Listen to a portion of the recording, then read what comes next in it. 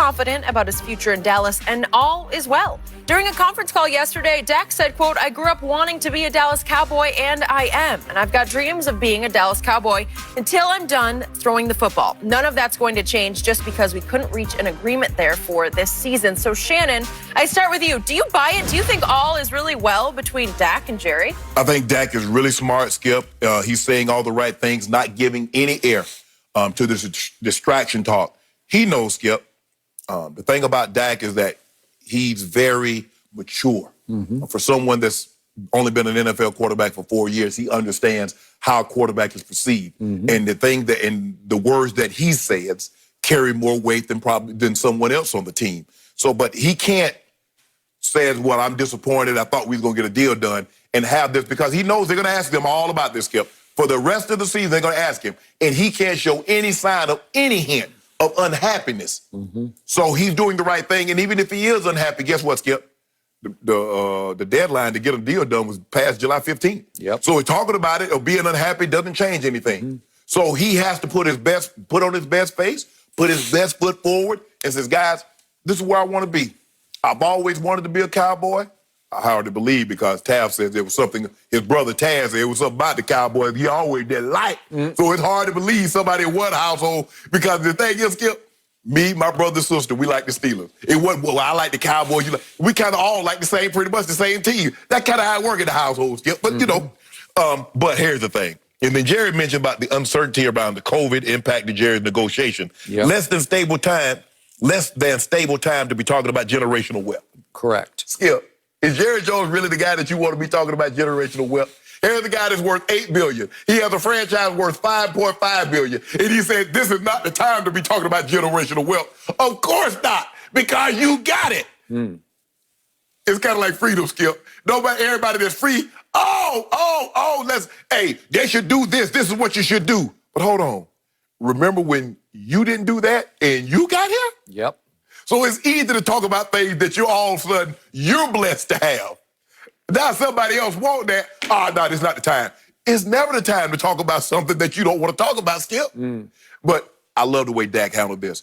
Dak is very professional. He handled it the right way. I'm not going to give y'all oxygen to let this fire burn out of control and derail my season. I'm happy to be here. We didn't get it done. We'll try to do this thing again next year. Okay.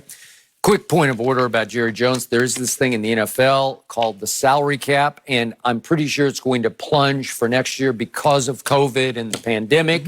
And so that's why Jerry said it's not the time to be talking about long-term contract generational wealth, because it's not there to be had initially. Maybe longer term it will be, and I hope they could someday make a deal. I just am very skeptical that's going to happen. And yet, this is just me. You've been to many training camps. I've covered the opening of many more training camps than you went to. And every first day media session, it's always, we love each other. It is always a new day and a new dawn, and forgive and forget, and let the new games begin, and let's start fresh with a blank slate. That's every training camp I've ever been at, even for lousy football teams, the Bears teams I covered.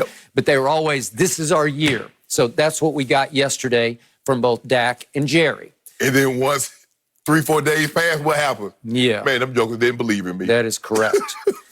So again, I'm hoping against hope that this goes north instead of south, but it was going south at the deadline because of that post from Tad, the older brother, who said, I didn't love the Cowboys when I was growing up, and now it's going to be hard to root for the Cowboys, ... And you had to read between the lines because of what they just did to my little brother. Even though you got a brother on the team, you're going to find it hard to root for a team. Even though they giving your brother $31.4 million, you're going to find it hard, Skip. That's what happened. So here's my issue with what's going forward. Dak Prescott, he handles everything perfectly. He is a high-quality human being. He was born to be the leader of a big franchise, America's team, and he was born to be the face of that franchise because he's dependable and trustable, and he's bedrock. He's built on bedrock. And Jerry Jones has said many times he is as mature for his age a football player as I have ever been around. And that, for Jerry, that's saying a lot. So here's my issue with this. Because the deal didn't get done, I don't think Dak is going to be in any comfort zone, and I'm not sure the locker room will be in a comfort zone. And you know how it feels to get asked repeatedly about someone else's problem, right? Yes. It just wears you out. After a while, everybody else is going to be saying, don't ask me that anymore. Right. I don't know. I care, but I don't know. It's not my fight. Right. So it could become a draining sort of distraction for the team. But what did I see from Dak Prescott last year? What's his biggest problem? It's a positive negative. Dak, to me, because he was a fourth-round pick who was always trying to overachieve, he tries too hard on occasion. He doesn't just let it flow and stay in rhythm of the game. He tries to make the game happen, force the issue, and you know and I know that can get very dangerous. So he played in a comfort zone for those first 3 games, but the Hall of Famer across from me dismissed the 3 first opponents as garbage. And it was the Giants, and then it was at the Redskins, and then it was Miami at home, and he lit them up. Yes. All-time lit them up, and he looked like a top 5 quarterback. And his QBR averaged for those first 3 games, 90 on a scale of 0 to 100, and he was just barely behind Brady and Breeze at that point in QBR.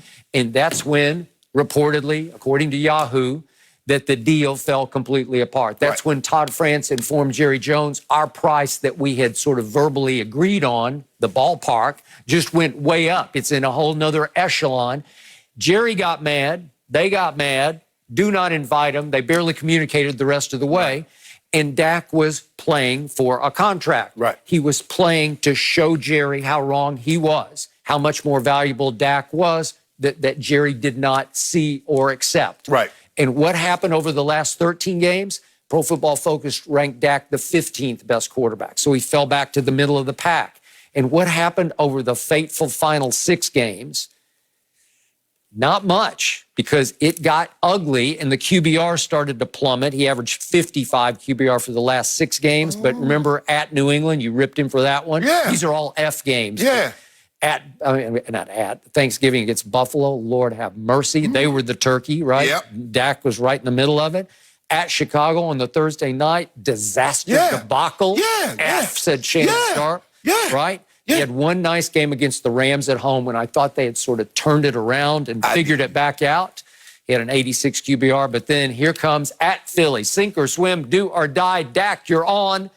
No, Dak, you're off with a QBR of 38, and they lost 17-9, and then finished it up with a nice game against Washington. Had a QBR of 64, not great, but that's a shaky finish to what started off as a great year. And I attribute large part this to rising pressure that he's putting on himself.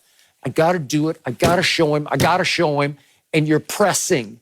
You're trying too hard to make the perfect throw, and you know what happens when you're out of the flow like that. Skip, you said the cap is probably going to go down. Now, if the reporting is correct, the floor can't be below 175 million. I think this year it was 198.5. So, what do you think is more? Is 31.4 a greater percentage of 198, or is 38.2 a greater percentage of 175?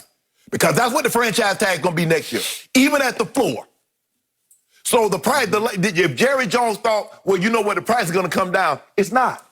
Okay, but he wanted upwards of $40 million a year. So Jerry's looking at, I'll take 31.4 and 38-ish, and I can barely live with that, but I can't live with 42 and 42 the first 2 years of a new deal. It wasn't going to be that, Skip Bayless. You know how this thing works. You want 5 years, so it's going to cost you $200 million. You know, write us a check at the time of signing for about $90 million. You prorate that 90 over. We'll do the first year. The first 2 years, Skip Bayless, because we like you. We'll do the first year at about $2 million. We'll do the next year at $5 million. We'll do the next year at $10 million. How about that, Skip? So basically, it'd have been a deal for about $120 million over the first 3 years, but y'all didn't want to do that. You try to be cheap. I don't think they were cheap. I told you. They offered him $36 million a year and $80 guaranteed at signing. And even Shannon Sharp said, okay, that's a fair offer. Fair. It was fair. Respectable. Right. It was decent. It was justifiable on Jerry's part to say, hey, I'm giving you a fair market deal.